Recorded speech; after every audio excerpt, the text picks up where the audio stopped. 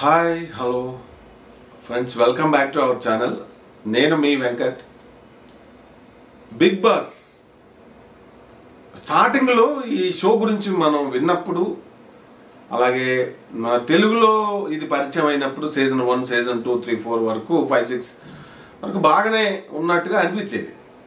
Main అంటే weekend show మనం shows అంటే చూసినప్పుడు ఫస్ట్ జూనియర్ ఎన్టీఆర్ గారు ఆయన యాంకరింగ్ చేసినప్పుడు మెయిన్ కంటెస్టెంట్ల గురించి ఇది మాట్లాడటం ఇప్పుడు తీసుకట్టుగా తయారైపోయింది. మరి దారుణంగా అసలు ఇదేం షోరా నాయన. సో ఈ షోకి కంటెస్టెంట్ని ఎంపిక చేసిన విధానం చూస్తుంటే మైండ్ బ్లోయింగ్ అనమాట. అంటే ఏంటి ఒక పారామీటర్ ఏంటి అనేది మనం చూస్తే నిజంగా అంటే ఎటువంటి వాళ్ళనైనా సరే వాళ్ళు ఏం పనులన్నా చేయనియండి, వాళ్ళ క్యారెక్టర్ ఎటువంటిదన్నా కానివ్వండి, వాళ్ళు పాపులర్ అయి ఉంటే చాలు సోషల్ మీడియాలో అన్నట్టుగా తయారైంది ఈ బిగ్ బాస్కి ఎంపిక చేయటం. కొంతమంది ఓకే, కానీ సోషల్ మీడియా అంటే ఇన్ఫ్లుయెన్సర్స్గా వాళ్ళు ఓవరాల్గా ఓకే, కానీ ఒక 50% చూస్తే వాళ్ళని అసలు వీళ్ళు ఎందుకు ఎంపిక చేశారు, అసలు వీళ్ళు ఏంటి, వీళ్ళ పారామీటర్స్ ఏంటి, వీళ్ళకున్న అర్హత ఏంటి, కాపురాలని కూల్చేస్తే వాళ్ళు ఎలిజిబిలిటీయా, పొలిటికల్ లీడర్స్తో అక్రమ సంబంధం పెట్టుకొని పాపులర్ అయిపోతే అదొక ఎలిజిబిలిటీ క్రైటీరియా పాయింటా, అటు లీగల్గా భర్తతో విడాకులు తీసుకోకుండా అటు అంటే అతను కలిసి ఉంటున్న అతనితో కూడా అతనికి భార్య ఉన్నారు, పిల్లలు ఉన్నారు. ఇదంతా ఎవరి గురించి అనేది నీకు అర్థమయ్యే ఉంటుంది. ద గ్రేట్ దివ్యల మాధురి ఇప్పుడు వైల్డ్ కార్డ్ ఎంట్రీతో కొంతమంది తీసుకున్నారు. ఇప్పుడు సగం డేస్ అయిపోయినాయి కూడా ఆల్మోస్ట్, ఏది ఈ స్టార్ట్ అయ్యి బిగ్ బాస్ షో. ఈ టైంలో జనరల్గా కంటెస్టెంట్లని ఎంపిక చేస్తే వాళ్ళు కనబడితే మనకు ఒక అబ్బా భలే వాళ్ళని ఎంపిక చేశారే, మంచి వీళ్ళు కష్టపడి పైకి వచ్చారు కదా, వీళ్ళు కనపడుతూ వీళ్ళు ఎట్లా ఆడతారు ఏంటి, వీళ్ళు వివిధ సందర్భాలను ఎట్లా హ్యాండిల్ చేస్తారు, వీళ్ళ రియలిస్టిక్ అప్రోచ్ ఏంటి, వీళ్ళ థాట్ ప్యాటర్న్ ఏంటి, వీళ్ళ లైఫ్ పట్ల ఇన్సిడెంట్లు ఎదురైనప్పుడు వీళ్ళు క్రైసిస్ని ఎట్లా హ్యాండిల్ చేస్తారు, టాస్కుల్ని ఇది చేసేటప్పుడు అంటే అక్కడ ఆ గ్రూప్లో విత్ ఇన్ ద గ్రూప్లోనే వీళ్ళు ఓవరాల్గా ఏంటి, వీళ్ళ రియాలిటీ ఏంటి, వీళ్ళ విశ్వరూపం ఏంటి, వీళ్ళ ఒరిజినాలిటీ ఏంటి, ఎలా ఉంటుంది అనేది ఒక ఆసక్తికరమైన ఇది ఉంటుంది జనరల్గా. కానీ దివ్యల మాధురి లాంటి గ్రేట్ పర్సనాలిటీ ఇప్పుడు వైల్డ్ కార్డ్ ఎంట్రీతో ఆమెను తీసుకొచ్చారు. ఆ తర్వాత ఆ పచ్చళ్ళ టైంలో బాగా పాపులర్ అయినటువంటి ఆమె ఇన్ఫ్లుయెన్సరే, కానీ పచ్చళ్ళ ముగ్గురు అక్కాచెల్లెలు పెట్టారు కదా, రమ్య మోక్షణ, వాళ్ళు ఆ టైంలో సోషల్ మీడియాలో ఒక కస్టమర్ని ఎంత దారుణంగా హ్యూమిలేట్ చేసింది, ఎంత దారుణంగా ఇది చేసిందో మనకు అందరు గుర్తుంది. పచ్చళ్ళు ప్రపంచంలో ఎక్కడా లేనంత ప్రైస్ పెట్టారు వీళ్ళు ఆన్లైన్లో, ముగ్గురు అక్కాచెల్లెలు కలిసి చేయడం అమ్మడం ఓకే. కానీ అసలు కొన్ని అంటే ఎప్పటి నుంచో మార్కెట్లో అమ్ముతున్న సంస్థలకి పేరున్న సంస్థలను కూడా ఏది పచ్చళ్ళ వ్యాపారంలో మించి దానికి డబల్ ట్రిపుల్ రేట్లు పెట్టేసి వాళ్ళు అమ్మటం మొదలు పెట్టారు. అదేంటంటే వాళ్ళు ఇష్టం వచ్చినటువంటి ఇది చేశారు. అప్పట్లో ఒక కస్టమర్ ఎందుకమ్మా ఇంత రేట్లు అంటే అడ్డగోలుగా తిట్టిందా, అడ్డగోలుగా మామూలు కూడా కాదు, నీకు పచ్చడ అంటే బాటిల్ కూడా కొనివ్వలేవు నువ్వేమి భర్తవి అని అట్లా హ్యూమిలేట్ చేసి దారుణంగా అవమానపరుస్తూ మాట్లాడినటువంటి సందర్భం ఉంది. అది ఎంత ట్రోలింగ్ జరిగిందో మనం చూసాం బాగా. అంటే ఇదంతా ఏంటి, వీళ్ళిద్దరూ నెగిటివ్ ట్రోలర్స్ వీళ్ళు. మెయిన్ దివ్యల మాధురి, ఆమె ముగ్గురు పిల్లలు ఉన్నారు, ఆ భర్త ఆల్రెడీ ఉన్నాడు, మరి లీగల్గా డివోర్స్ తీసుకోలేదు, ఒక పొలిటికల్ లీడర్తో ఆయన తాతగారు, ఆయన the great MLC Duvvada Srinivas, ఈమె దివ్యల మాధురి, ఆమె దువ్వాడ శ్రీనివాస్ ఇద్దరు సరిపోయారు.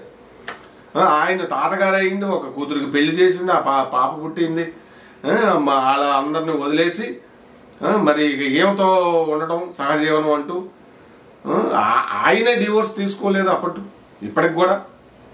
ఇద్దరు మరి హిందూ మ్యారేజ్ సిస్టమ్ మీద వీళ్ళకి నమ్మకం లేదు. అదేంటంటే సమాజం మమ్మల్ని అర్థం చేసుకోవాలంటదామా, ఒక నెగిటివ్ పబ్లిసిటీ చేసుకొని వచ్చి విలువలు లేకుండా ఎట్టబడితే అట్ట జీవించే ఒక మహిళను తీసుకొచ్చి వైల్డ్ కార్డ్ ఎంట్రీలో పెడితే నాగార్జున గారు ఆమె చెప్పే సోదంతా వినడం భరించడం. అయ్యా నాగార్జున గారు మిమ్మల్ని మెచ్చుకోవాలి, మీ యాంకరింగ్ సూపరింగ్ ఉంటుంది. మీరు యాంకర్ మీరు లేకపోతే ఆ షో అసలు ఎవరు చూడరు, అది తెలుసు, ఆడియన్స్ అందరికీ తెలుసు. కానీ ఇటువంటి దౌర్భాగ్యాన్ని భరించే పరిస్థితిలో మీరు ఉండడం అనేది, ఇప్పుడు యాంకర్గా మీకు పేమెంట్స్ ఏవో బాగానే భారీ స్థాయిలో ఉండొచ్చు, కానీ ఈ క్రైటీరియా సెలక్షన్ ఆఫ్ క్యాండిడేట్స్ క్రైటీరియాని మీరు కొంత మరి చెప్పి ఇటువంటి వాళ్ళని ఎందుకు, ఇప్పుడు జీవితంలో అనేక కష్ట నష్టాలను ఎదుర్కొంటూ మరి ఆర్థిక పరిస్థితులు సహకరించక, తల్లిదండ్రుల్లో తండ్రి ఉంటే తల్లి లేక, తల్లి ఉంటే తండ్రి లేక అనేక పరిస్థితులు ఎదుర్కొంటూ, పేదరికాన్ని ఎదుర్కొంటూ 4-5 గవర్నమెంట్ ఉద్యోగాలు కొట్టి ఒక గవర్నమెంట్ ఉద్యోగం సంపాదించడమే ఇవాళ రేపు చాలా కష్టమైపోతుంది. ఎక్కడైనా దేశవ్యాప్తంగా, మన తెలంగాణలోను మన ఆంధ్రాలో కూడా చాలా మంది, కొంతమంది వాళ్ళంతా కూడా చాలా మామూలు నేపథ్యం చాలా కష్టపడి ఇన్స్పైరింగ్ పర్సనాలిటీస్ వాళ్ళు. ఇటువంటిది ఒక వేదిక కలిగిస్తే ఎంతమందికి ఇన్స్పిరేషన్ ఉంటుంది? అవునా కాదా మీరే చెప్పండి. ఇటువంటి మహాతల్లిని, దివ్యల మాధురి గారి లాంటి మహాతల్లిని, అంటే మ్యారేజ్ సిస్టమ్ అంటే ఒక నమ్మకం లేని మనిషిని, ఎట్ట పడితే నేను అట్ట జీవిస్తాను, నా ఇష్టం, మీరే మైండ్ సెట్ మార్చుకోవాలి అని చెప్పి మాట్లాడేటటువంటి దివ్యల మాధురి ది గ్రేట్ లాంటి వాళ్ళని వైల్డ్ కార్డ్ ఎంట్రీలో తీసుకొచ్చి షోలో పెట్టారు. వాళ్ళ నుంచి ఇప్పుడు రియాలిటీ షో మీద ఎక్కువ మంది చూసే షో, ఒక షో చేస్తున్నారంటే వినోదంతో పాటు కాస్త జనాలు దాని నుంచి కొంత ఏదో ఇన్స్పైర్ అవ్వటం అనేది ఉండాలి కదా. అక్కడ ఉండే వ్యక్తుల గురించి 15 మందిని 16 మందిని తీసుకొచ్చి అందులో పెడుతున్నారు 100 రోజుల పాటు. వాళ్ళకి అనేక రకాల టాస్క్లు ఇస్తున్నారు, వాళ్ళ రియాలిటీని బయటకు చూపిస్తున్నారు. వివిధ రంగాలకు చెందిన వాళ్ళు, మన తెలుగునాట కంటెస్టెంట్లే మంచి కంటెస్టెంట్లు, మంచి క్యారెక్టర్ ఉన్న వాళ్ళు, ఇన్స్పైర్ చేసే కంటెస్టెంట్లు మేలు ఫీమేల్ కరువయ్యారా? ఈ వైల్డ్ కార్డ్ ఎంట్రీల్లో చూస్తే దారుణం. తెలుగు రాని వాళ్ళ సీరియల్స్లో, స్టార్ మాలో వచ్చే సీరియల్స్లో కాస్త జనాలకు తెలిసిన వాళ్ళు తీసుకొచ్చి పడేశారు. ఏం కరువు వచ్చింది? ఇప్పుడు గ్రామాల్లో ఏ ఫీల్డ్లో చూసినా కూడా మన అమ్మలక్కలు చెల్లెమ్మలు ఎంతమంది లేరండి. వాళ్ళకు ఒక వేదిక కల్పిస్తే వాళ్ళ చరిత్ర చెప్తూ ఉంటే, వాళ్ళ ఆట ఆడుతూనే అది ఒక ఇన్స్పైరింగ్ అవుతుంది కదా. గవర్నమెంట్ ఉద్యోగం కోసం కొన్ని వేల మంది తెలుగు రాష్ట్రాల్లో నిద్రాహారాలు మాని వాళ్ళు మెంటల్గా డిస్టర్బ్ అవుతారు, రాస్తారు, ఒక్కోసారి రావు, ఒక్కోసారి ఇంటర్వ్యూ వరకు పోతుంటారు, గ్రూప్ 1, గ్రూప్ 2, గ్రూప్ 3 ఇట్లా అనేక రకాల పోటీ పరీక్షలు, సివిల్స్ వరకు కూడా. ఇట్లా పేదరికం నేపథ్యం నుంచి వచ్చిన వాళ్ళు లేరా? ఎంతమంది లేరు? వాళ్ళు ఒక జాబ్ కాదు 4-5 జాబులు కొట్టి చివరికి ఒకటే ఎంచుకుంటారు అనుకోండి.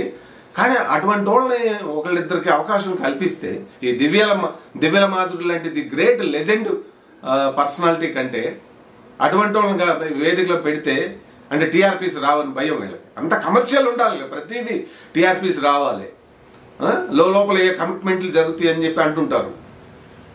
ఏ విధమైన ఇదిని వీళ్ళు సభ్య సమాజానికి అందిస్తున్నారు ఈ స్టార్ మా వాళ్ళు. అందుకే ఆయన గతంలో మొదటి నుంచి కూడా మన సిపిఐ నారాయణ గారు ఈ బిగ్ బాస్ షోను బ్యాన్ చేయాలని చెప్పి పొలిటికల్ లీడర్లలో గట్టిగా ఆయన ఈ షో దీని గురించి హెసిటేట్ చేశారు. దీని గురించి గట్టిగా ఖండించినటువంటి ఏకైక లీడర్ ఆయన ఒక్కరే. ఆయన ఇది చేసినట్టుగానే చాలా తీసుకట్టుగా తయారైపోతుంది లోపల. ఏవో అఫైర్లు కాన్సెప్ట్లు, ఇప్పుడు సంజనా గారు ఉంది, ఓకే యాక్ట్రెస్గా ఆమె చేశారు, ఆమె పైన కూడా కర్ణాటకలో డ్రగ్స్ కేసులు వచ్చినాయా లేదా? సరే ఇప్పుడు ఆమె మంచిగా ఆడుతుండొచ్చు, ఓకే. ఆమె అంటారు ఎప్పుడు అదే చూస్తారు, ఈ నెగిటివ్ చూస్తారు, పాజిటివ్ చూడరు అని. కానీ నెగిటివ్ ఎందుకు చూడాల్సి వచ్చింది? సమాజంలో మరి మీకు అంత సెలబ్రిటీ స్టేటస్లు అవి ఇచ్చినప్పుడు జాగ్రత్తగా ఉండాలి, ఒక బాధ్యతాయుతంగా ఒక సమాజానికి అకౌంటబిలిటీ ఉండాలి. ఇష్టారాజ్యంగా ఉంటామంటే సెలబ్రిటీ స్టేటస్లో ఉన్నప్పుడు కుదరదు, అవునా కదా? మరి ఈ షో ద్వారా అంతమందిని అన్ని రోజులు ఒక హౌస్లో పెట్టి ఇది చేస్తూ ఉన్నారు. అంటే హిందీలో మొదలైన ఈ దరిద్రం అటు మన మిగిలిన ఈ భాషల్లో కూడా వస్తుంది. తమిళ్, కన్నడం, మలయాళం. కన్నడంలో బ్యాన్ చేసినట్టున్నారు ఈ మధ్య. దీనికి ఏంటంటే మరి నాగార్జున లాంటి స్టార్ స్టేటస్ సూపర్ స్టార్లు చేస్తూ ఉండడం, మళ్ళీ వీళ్ళు ఎందుకు చేస్తున్నారు? వీళ్ళకి బాధ్యత ఉండదా? ఉండాలి కదా, వీళ్ళకి కూడా ఉండాలి కదా. కనీసం మంచి క్యాండిడేట్ని ఎంపిక చేయండి. ఇట్లా డీఫేము, నెగిటివిటీ వాళ్ళకి ఏంటి ఎట్లయినా సరే ఇక క్రిమినల్స్ని తీసుకొస్తారు. నెక్స్ట్ స్టెప్ అదే జరిగేది నాకు తెలిసి. ఎన్ని ఎక్కువ మర్డర్లు చేసి ఉంటే వాళ్ళని తీసుకొచ్చి పెట్టి ఆహా మీరు మర్డర్లు ఎలా చేయగలిగారు, ఇట్లా అది జరిగినా ఆశ్చర్యపడాల్సిన పని లేదనేది నా అభిప్రాయం. ఒక మంచి షో పెడుతున్నాం. మొదట్లో బాగానే ఉండింది, సీజన్ 1, సీజన్ 2, 3, 4. కరోనా టైంలో అయితే నిజంగా సీజన్ 4 or 5 అనుకుంటుంది. అప్పుడు సమస్త తెలుగు ప్రపంచానికి గొప్ప రిలీఫ్. ఎందుకంటే లాక్డౌన్లో ఇళ్ళలో బంధించబడి ఉన్నప్పుడు నీట్గా ఈ షో చాలా సరదాగా ఫన్నీగా ఉండేది. వచ్చిన వాళ్ళందరూ కూడా మంచి మంచి యాంకర్లు, మీడియా వైపు అటు ఇటు కొద్దిగా సీరియల్స్లో ఫేమ్ అయిన వాళ్ళు, ఏ విధమైనటువంటి నెగిటివ్ క్యారెక్టర్స్, నెగిటివ్ పబ్లిసిటీ లేనటువంటి సెలబ్రిటీలు వచ్చారు అప్పట్లో. కానీ ఇప్పుడు మరీ సీజన్కి తీసుకట్ అయిపోతుంది.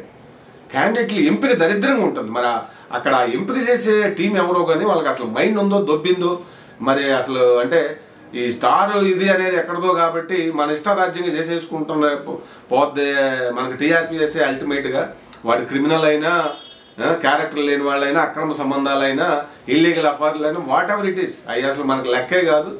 ఓవరాల్గా వాళ్ళు ఎంత పాపులర్ అయ్యారు అనేది మనకు ముఖ్యం తప్ప ఏ విషయాలతో వాళ్ళు పాపులర్ అయ్యారు, ఏ విధంగా వాళ్ళు పాపులర్ అయ్యారు, దివెల మాధురి లాగా పాపులర్ అయ్యారా, లేదంటే మరి వేరే కష్టపడి వాళ్ళ స్వయం కృషితో పాపులర్ అయ్యారా అనేది క్రైటీరియా కాదు.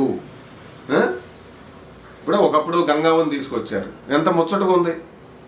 మట్టిలో మాణిక్యం ఆమె కనపడితే మొత్తం తెలుగు ప్రపంచం అంతా కూడా ఓన్ చేసుకున్నారు. మన బామ్మని, మన పెద్దమ్మని, మన అమ్మమ్మని, మన నాయనమ్మని. మట్టి మనిషి, ప్యూర్ హార్టెడ్. అటువంటి అందరూ అట్లానే ఉంటే చూడరు, కష్టమే. కానీ ఆ ఎంపిక అప్పుడు మంచిగా చేయగలిగిన వాళ్ళు ఇప్పుడు ఎందుకు చేయలేకపోతున్నారు?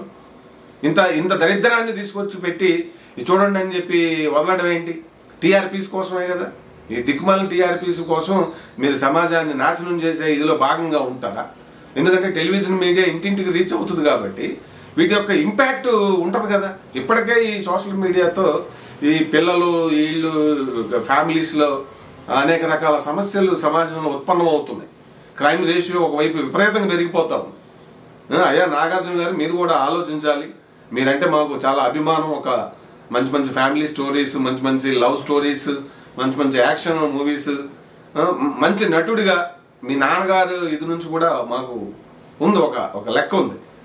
మీరు ఇంత చెత్త దిగజారిపోతున్న షోల గురించి మీకు ఏమైనా డబ్బులు తక్కువ? మీకేమన్నా మీకున్నా సరిపోవా? మళ్ళమాట మీకు సరిపోవా? ఇటువంటి చెత్త షోలకు మీరు చెయ్యాలనా? నాగార్జున చేస్తున్నాడంటే ఎట్టుండాలి? ఫస్ట్లో ఓకే బాగానే ఉన్నాయి, కానీ లాస్ట్ సీజన్ నుంచి సీజన్ 8 నుంచి దిగజారుడు స్టార్ట్ అయింది. ఇందులో బాగా సీజన్ 9 అయితే ఇప్పుడు నడుస్తున్న సీజన్ మరీ దారుణం. ఆ క్యాండిడేట్లను తీసుకొచ్చే క్యాండిడేట్లు వాళ్ళని చూస్తుంటే. కాబట్టి ఈ బిగ్ బాస్ని పూర్తిగా ఇంత చెత్తగా నడుస్తున్న షో జనాల మీదకి ఇడిచిపెడితే ఇది దివ్యల మాధురి లాంటి వాళ్ళు మహా గ్రేట్ పర్సనాలిటీస్ మనకు ఆదర్శంగా సమాజం తీసుకోవాలా?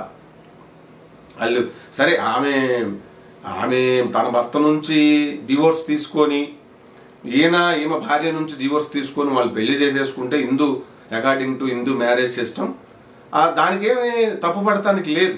ట్రోలింగ్ ఉండదు, ఏముండదు. ఏది అసలు ఇష్టారాజ్యంగా ఆ భర్తండంలోనే ఇంకొక అర్థంతో సహజీవనం అంటూ తిరుగుతావా? నీ ముగ్గురు బిడ్డలకి నువ్వు ఇచ్చే సందేశం ఇదేనా? తిరగండి, మీకు నచ్చినట్టు తిరగండి, పెద్ద అయినాక మీకు నచ్చినోడితో తిరగండి, ఎంతమంది ఇష్టమైతే అంతమందితో తిరగండి అని ఒక తల్లిగా తను దారి చూపిస్తుందా ఏంటి? నాకు అర్థం కావట్లేదు. ఇటువంటి దారి చూపే దేవతలను తీసుకొచ్చి అక్కడ పెడుతూ ఉన్నారు. ఇది ఎంత దారుణం! ఆలోచించాలి, సమాజం కూడా ఆలోచించాలి. ఇటువంటి షోస్ని బ్యాన్ చేయకపోతే చాలా ప్రమాదం ఉండే అవకాశం ఉంది. మరి ఆ పచ్చళ్ళ అమ్మాయి, పచ్చళ్ళకు ముందు బాగానే ఇన్ఫ్లుయెన్సర్గా అవి ఇవి చేశారు, ఓకే బాగానే. ఆ తర్వాత మాత్రం వాళ్ళ ఇష్టారాజ్యంగా చేయటం మొదలు పెట్టారు. కాబట్టి ఇటువంటి వాళ్ళని ఈ షోల్లోకి తీసుకురావటం, నెగిటివ్ పాపులారిటీ ఉన్న వాళ్ళని ఇటు తీసుకురావడం అనేది తీసుకొచ్చి ఇందులో మన మీద రుద్దటం, వీళ్ళ నుంచి సమాజానికి ఏం సమాజం ఇస్తున్నారో వాళ్ళు చెప్పాలి, ఇటువంటి వాళ్ళు ఏం చేయాలో మీరు చెప్పాలి. ఇటువంటి నెగిటివ్ పాపులారిటీ ఉన్న క్యాండిడేట్ని బిగ్ బాస్లో తీసుకొచ్చి ఆ షోలు మన మీద రుద్దటం అవసరమా? దీన్ని మీరు ఎట్లా సమర్థిస్తున్నారు అనేది కింద కామెంట్ చేయండి. సో అలాగే వీడియో నచ్చితే లైక్ కొట్టండి.